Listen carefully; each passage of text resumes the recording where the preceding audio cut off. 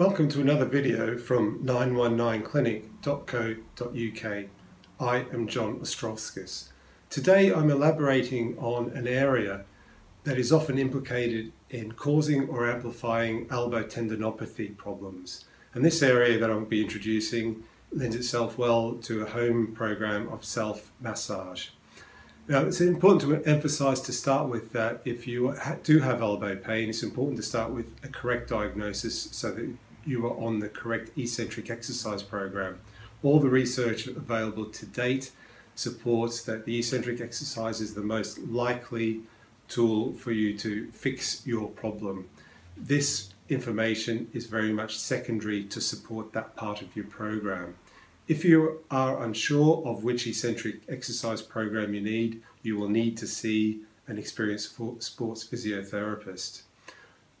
One area that I always assess nowadays when it comes to looking at elbow tendinopathy issues or any elbow pains is the front of the shoulder. And that's this area through here.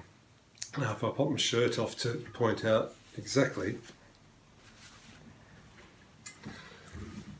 And so if you take a line up from here, you've got a line of a muscle that's called the short head of bicep.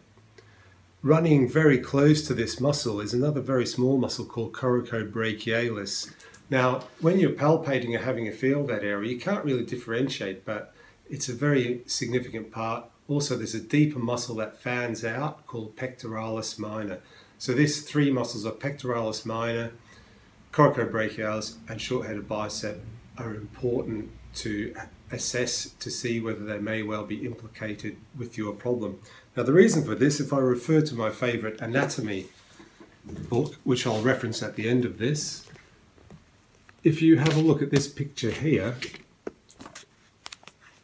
you can see the front of the shoulder and you'll see there's the short head of bicep tendon there, and there's a structure called the median nerve, M-E-D-I-A-N, and then we've got a structure here called the ulnar nerve. Now, when these nerves are irritated, you can get pain or symptoms down through the inside of the forearm, the outside of the forearm, or into the wrist or into the hand, depending on where exactly the irritation is. So it's a very important area to assess for any of these conditions. The important thing is that it lends itself well, this part at the front of the shoulder lends itself well to a home program of self-massage if it is part of your problem, and that's what we're going to be assessing just here. So when we look at this area, when I will assess a patient, we'll start by having a feel through here. And realistically, it should not be sensitive at all, or if we had a scale of 0 to 10, 10 being the maximum pain you could imagine, even with firm pressure, it should only be a 2 or a 3 out of 10 maximum. Quite often we'll treat climbers and we'll push in here and they will be saying it's an 8 out of 10. Now the problem with the front of the shoulder is that quite often when this area is tight, the patient will not complain of any local symptoms in this area. What the patient suffers from are the secondary muscle imbalances caused by the irritation onto these nerves. So as I say, it's an incredibly important part, and we do see many presentations where people have been doing the right exercises not getting better. As soon as we incorporate this area, they will start to get better.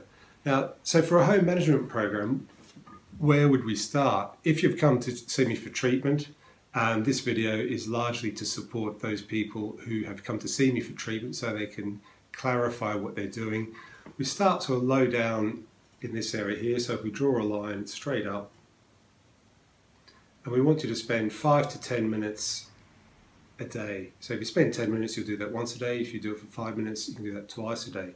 So just massaging up through this area here. With this, we're not planning to go further out. We're actually planning to go straight up and then in under the collarbone, about 3-4 inches, and then if you sort of inscribe that bottom end of the triangle back to that point through there to take in pectoralis minor. So scan that whole area and then spend the effort of your treatment on the sorest point making sure you don't get your fingernails into the area. If you do get your fingernails into the area, you're not really going to do any damage apart from superficial skin damage. This isn't going to create any real long-term issue. The only thing that will happen is if you break the skin with massage, you then won't be able to massage for the next 3-4 days till that heals again. Now, it's important that you keep this program up until this area gets back to its usual 2 to 3 out of 10. Now, it won't fix everyone, but it does help a lot of people, so it's worth incorporating into your program early on so that you're not missing anything. So I recommend in the first instance that you get on and start with this home program of massaging through here 5 to 10 minutes a day as described. If you find that your improvement plateaus, so you've still got significant elbow, forearm or wrist pain, or if you find that this program isn't working for you, you may well need your neck assessed or the rotator cuff area assessed as well, and that's this area round through the back of the shoulder here, as these areas can complicate elbow, forearm conditions.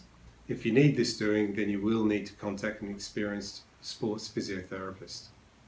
Thank you.